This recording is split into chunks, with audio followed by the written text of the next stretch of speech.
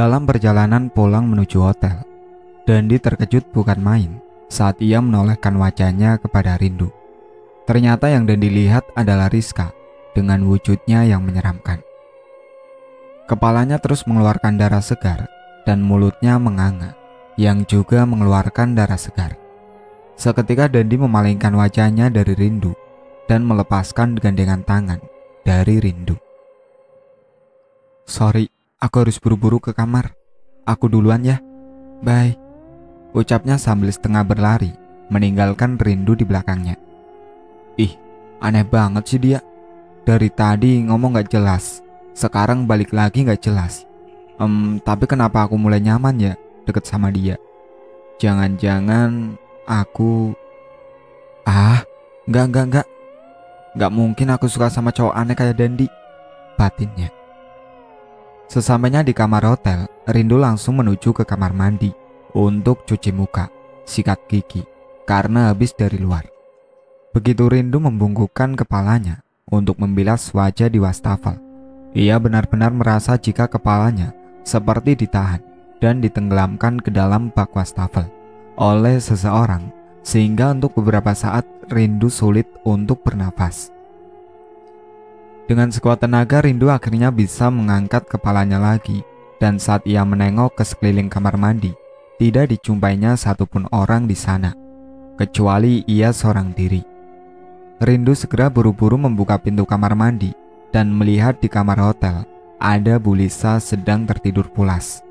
Rindu sempat mengecek pintu kamar hotel yang juga sudah ia kunci. Terakhir ia membuka ke dalam lemari pakaian. Barangkali ada si pelaku sedang bersembunyi di sana, tapi hasilnya nihil. Dari mulai saat itu perasaan Rindu sudah mulai tidak karuan. Ia langsung merebahkan tubuhnya tidur di sebelah Ibu Lisa yang sudah terlebih dahulu masuk ke alam mimpi. Mata Rindu enggan terpejam walaupun malam sudah semakin larut.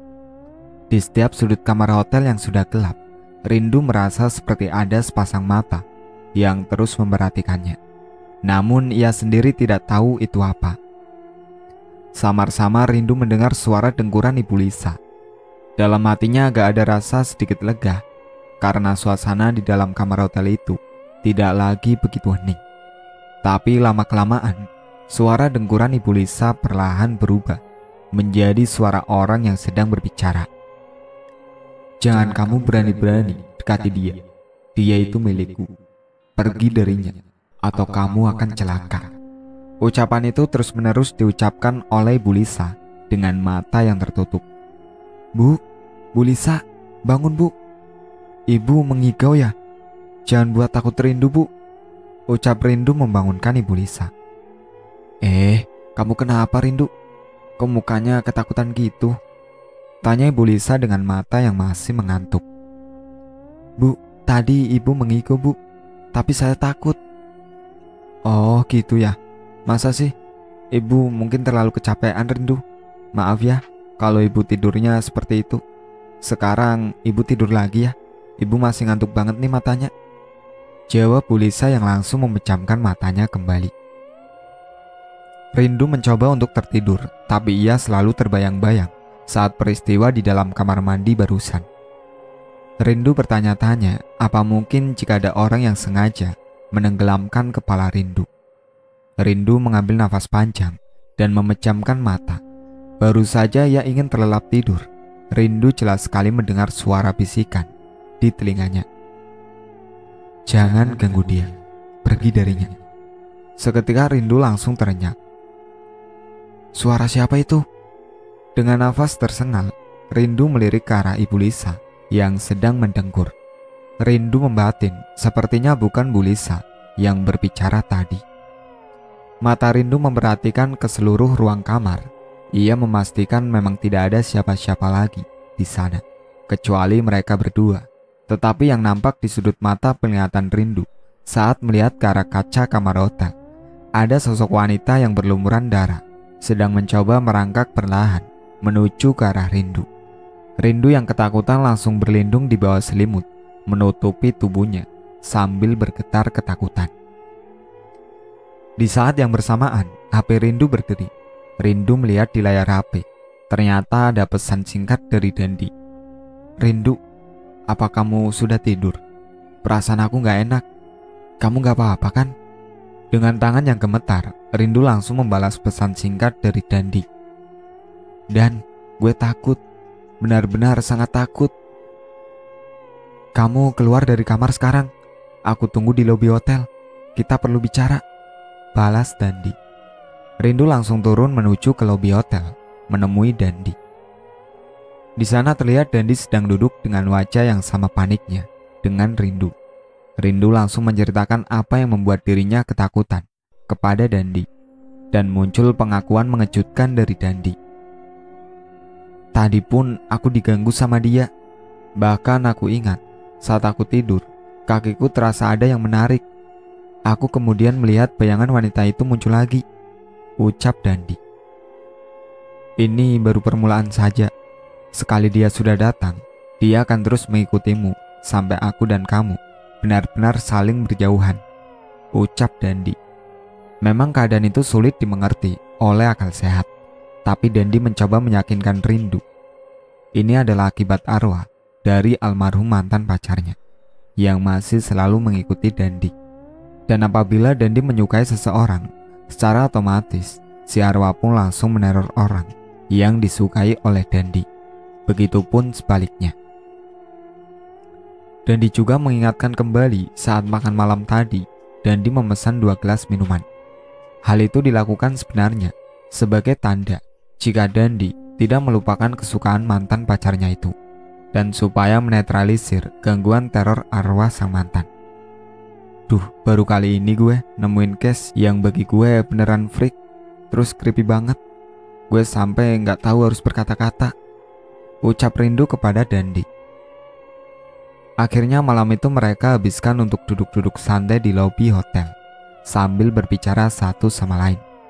Ada perasaan bersalah kepada Rindu jika saja seandainya Dandi tidak menaruh rasa kagum ataupun suka kepada Rindu dan tetap berjaga jarak, mungkin gangguan teror arwah mantan tidak akan menghantui mereka berdua.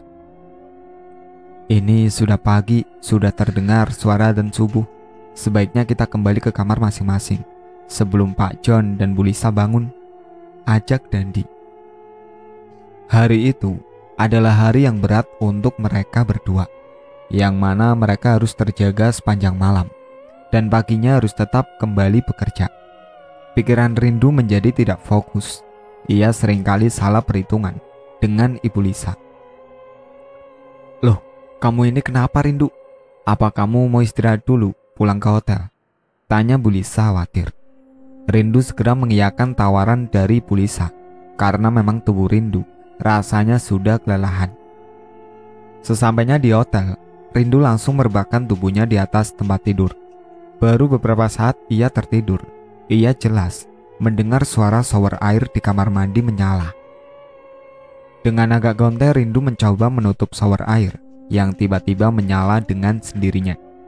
Pikirannya mulai kacau, manakala kini televisi yang ada di kamar hotel pun ikut menyala sendiri. Rindu kemudian mencoba menelpon Dandi berkali-kali, tapi entah mengapa teleponnya tak pernah tersambung. Di tengah kepanikan Rindu, beruntunglah Dandi menelpon Rindu kembali. "Dandi, gue masih diteror sama makhluk menyeramkan itu. Gue bingung apa yang harusnya gue lakuin lagi," ucapnya di telepon sambil menangis. "Jangan ganggu dia, dia itu milikku." Jawaban di telepon membuat Rindu seketika membanting handphonenya.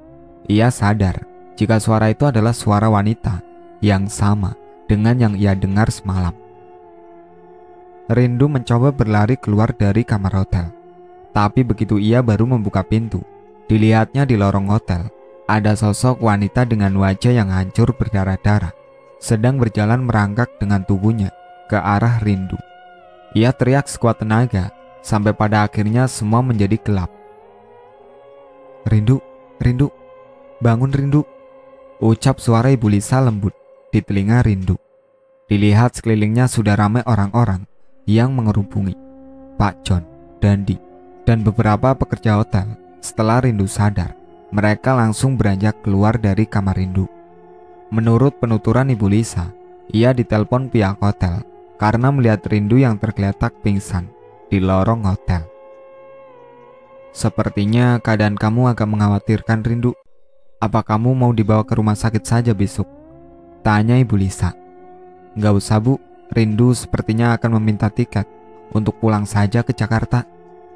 "Nggak apa-apa kalau memang harus potong gaji Rindu karena melakukan pelanggaran pulang sebelum waktunya," jawab Rindu. "Gak usah kamu pikirin. Tunggu ya, Ibu akan telepon Pak Yana untuk memberitahu kondisi kamu saat ini dan meminta kasih untuk memesankan tiket pesawat ke Jakarta malam ini juga." Sesudah sampai Rindu di kos-kosannya, teror demi teror pun masih terus ia rasakan. Namun karena ia yang sudah terlalu lelah, akhirnya Rindu bisa tertidur juga. "Rindu, Rindu, bangunlah," ucap seorang perempuan lirih. Ia melihat, ternyata di ujung tempat tidur, ada seorang wanita yang tidak ia kenali, sedang duduk menatap ke arahnya. Siapa kamu? Kok bisa ada di sini?" tanya Rindu keheranan. "Aku ini Rizka, Rindu. Kamu mungkin tidak mengenaliku, tapi aku tahu siapa kamu," jawabnya. Rindu kemudian mengingat kembali jika Rizka berarti adalah mantan Dandi yang sewaktu di Surabaya menerornya.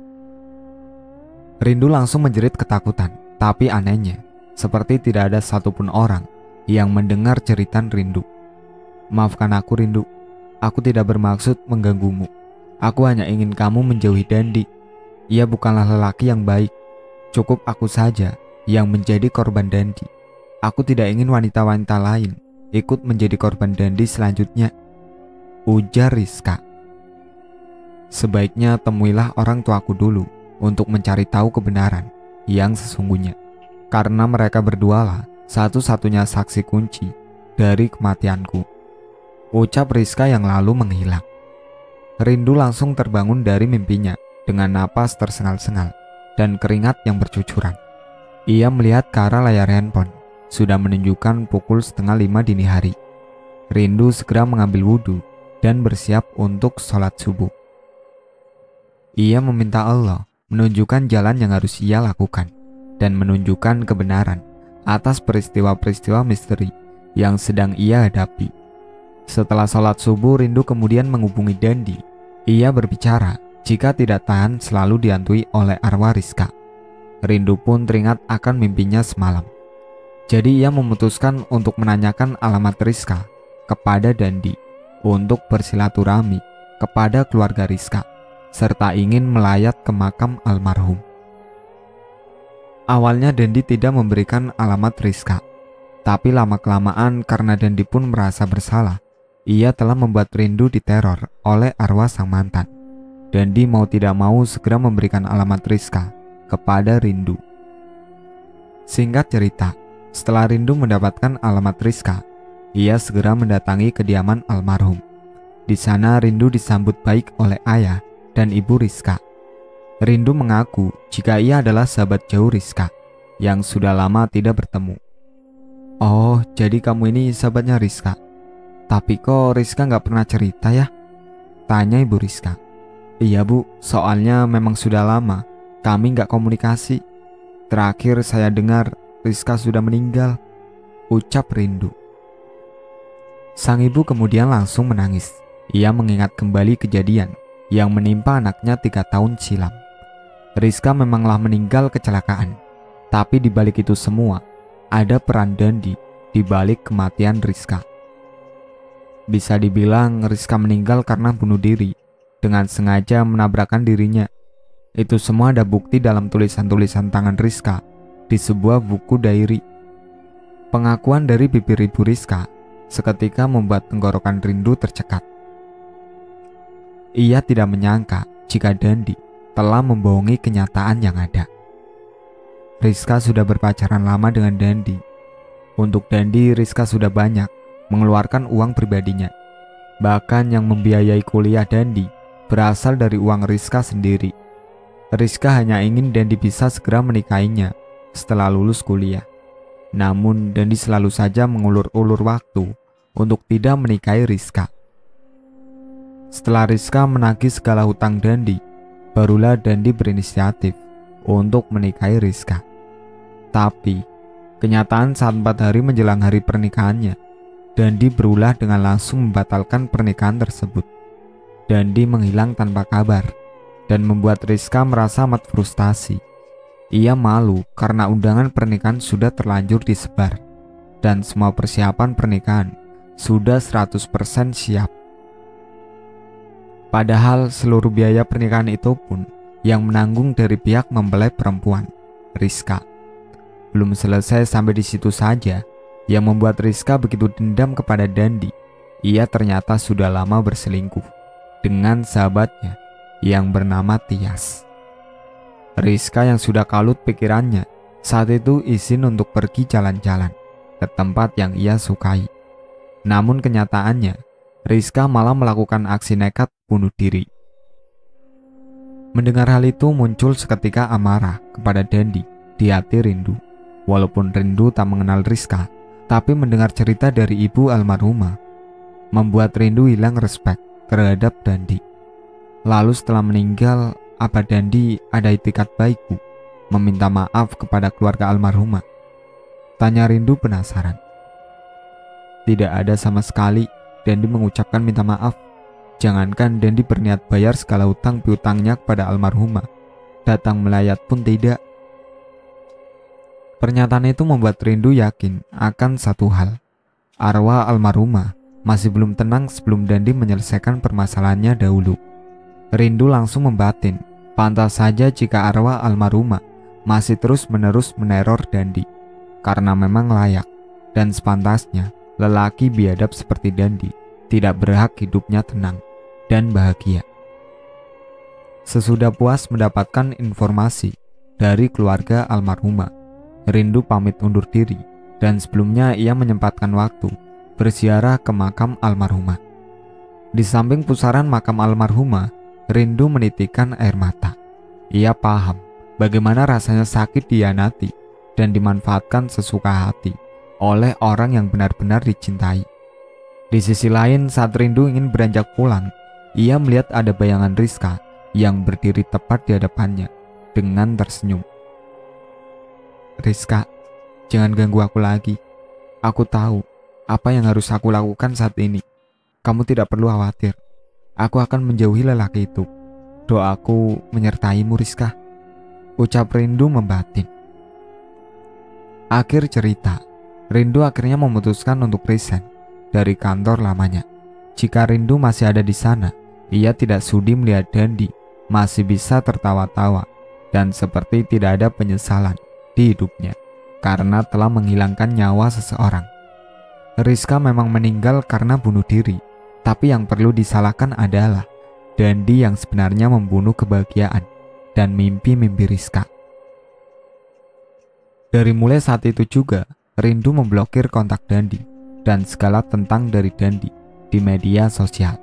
Beberapa bulan kemudian setelah Rindu resign dari kantornya, ia tidak sengaja bertemu dengan mantan anak buahnya, yaitu Mega dan Jessica.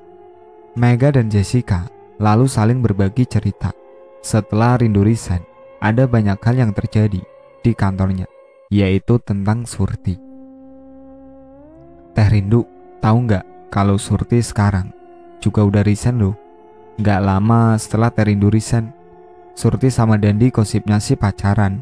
Surti sering banget buat story di Instagram jalan sama cowok baru, tapi muka si cowok selalu diblur. Setelah diperhatikan si cowok itu mirip sama Dandi, ungkap Mega antusias. Kemudian Jessica ikut menimpali, hal yang sebenarnya membuat Rindu agak bergidik. Iya, tapi anehnya pas si Surti itu bilang punya pacar baru, sikapnya juga makin aneh. Masa dia berteriak-teriak sendiri pas lagi di kantor. Dia bilang dia lihat setan. Padahal saat itu kan masih siang hari bolong. Surti seringkali menjadi melamun sendiri dan akhirnya kesurupan. Tatapan mata Surti kosong, dan saat diajak ngomong, Surti sering tidak nyambung.